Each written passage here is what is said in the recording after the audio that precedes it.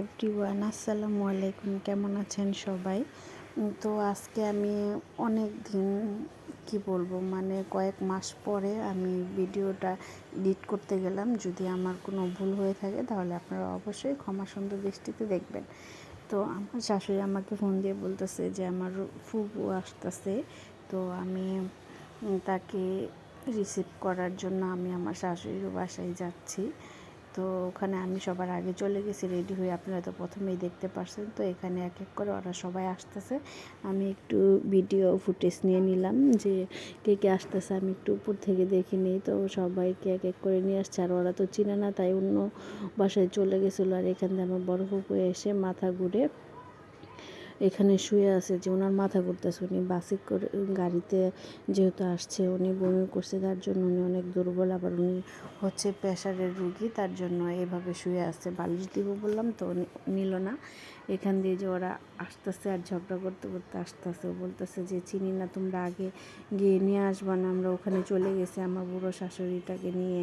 তো মানে আজে বাজে এসব বক বক করতেছিল। তো এখানে সবাই একসঙ্গে হলে যা হয়। তো আমার ছোটো ফুপু এটা, উনি আসছে আবার বিদেশ থেকে 5 বছর পরে, তার জন্য সব জায়গায় মানে সব ভাই বোনদের বাসায় এক এক করে বেড়াচ্ছে।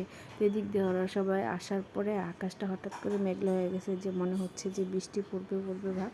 তো আমরা সবাই মিলে ছাদে চলে গেলাম, যদি বৃষ্টি পড়ে তাহলে বৃষ্টিতে ভিজবো। ওয়েদারটা দেখেন কি সুন্দর, আমার তো খুব ভালো লাগছিলো। তো এখান দিয়ে দুই বোনে গল্প করতেছিল আর আমি দাঁড়িয়ে দাঁড়িয়ে একটু ভিডিও করে নিয়েছিলাম, যেহেতু দিনটা তো চলে যাবে তাই না, কিন্তু স্মৃতিটুকু রয়ে যাবে আজীবন। তারপর খাওয়া দাওয়া শেষ করে রাত হয়ে গেল, আমি আর আমার ছোটো ফুপু একটু বাইরে হাঁটতে গেছি, মানে কি আমার ফুপুর জন্য, বড় ফুপুর জন্য আর কি ওষুধ আনতে গেছিলাম। তো ওখানে ফুপু বলতেছে যে চা খাবে।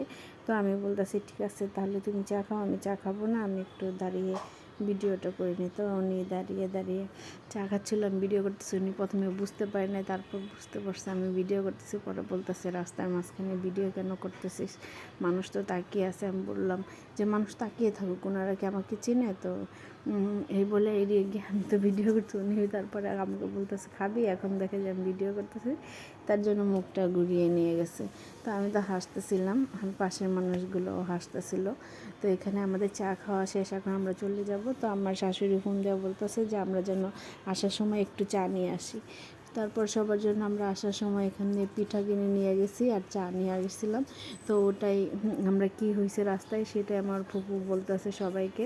তো এই যে এখানে আমি এখন অনেক শুকিয়ে গেছি, দেখছেন, আমি মানে অনেক অসুস্থ ছিলাম হঠাৎ করে, তার এই জন্য আমার মুখটা এরকম শুকনো লাগতেছিল। আর ওই পাশে সবাই পিঠা খাচ্ছে আর গল্প করতেছে, আর আমি এখান থেকে পোলাওটা বসিয়ে দিয়েছি, যেহেতু আমি বিকালবেলায় সব তরকারি ভাজি মাছ মুছ সব রান্না করে চলে গেছিলাম। এখন এসে পোলাওটা শুধু বসিয়ে দিছি। তো এখানে আমার এটা হচ্ছে ফুফাতো বোন, ওর মেয়েকে ওয়াশরুম থেকে নিয়ে আসলো। তো এখানে আমাদের বিড়ালটাও হচ্ছে প্রেগনেন্ট, তার জন্য ওর পেটটা একটু উঁচা দেখা যাচ্ছে, ওকেও ভিডিও করে নিলাম।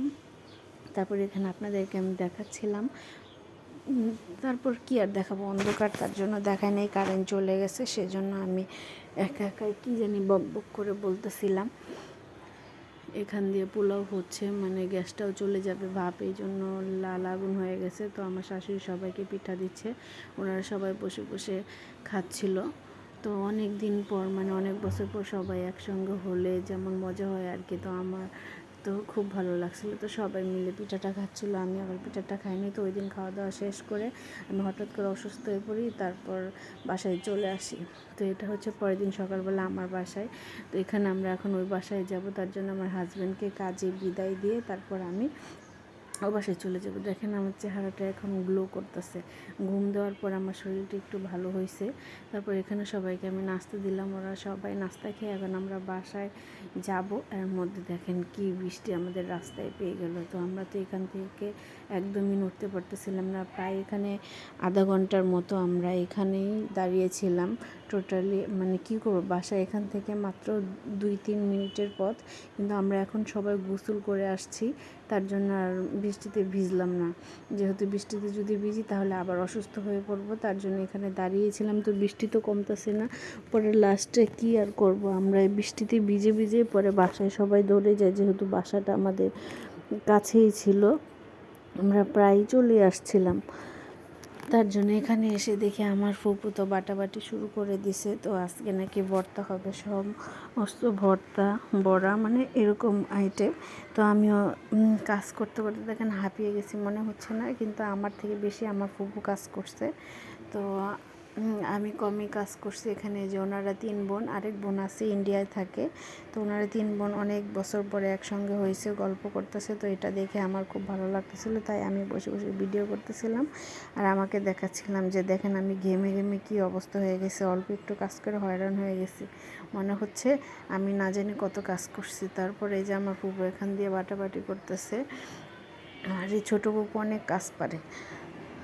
উনি 5 বছর পর বিদেশ থেকে দেশে আসছে, তার জন্য সবার সঙ্গে দেখা করার জন্য চলে আসছে আর কি। তো এখান দিয়ে আমার ফুপু, এটা কিসের বড়া আপনারা যদি জানেন তাহলে অবশ্যই কমেন্ট করে আমাকে জানাবেন। তো আমরা তো এই বড়ার নামটা প্রথমে কাউকেই বলি নাই, বলতেছি যে বিদেশি রেসিপি। সবাই ভাবতেছে কী রেসিপি খাওয়াবে কী জানি, কেউ বুঝতে পারতেছিল না। পরে খাইছি, জিনিসটা অনেক মজার ছিল। সেটা কি অবশ্যই আপনারা কমেন্ট করে জানাবেন, আমি আর বললাম না। তো এখান দিয়ে আমার বোনের শাশুড়ি, এটা হচ্ছে ফুফাতো বোনের শাশুড়ি, আর আমার বড় ফুপু শুয়ে আছে, ওনার খালি প্রেশার উঠে, তার জন্য উনি শুয়ে থাকে খালি। আর এখান দিয়ে আমি দাঁড়িয়ে দাঁড়িয়ে বকবক করতেছিলাম, মানে একটু একটু ভিডিও করে নিচ্ছিলাম। তো আমার এই ছোট্ট সিম্পল ভিডিওটি আপনাদের কেমন লাগছে, যদি ভালো লেগে থাকে তাহলে অবশ্যই like, comment, share and subscribe করতে ভুলবেন না। আল্লাহ হাফেজ।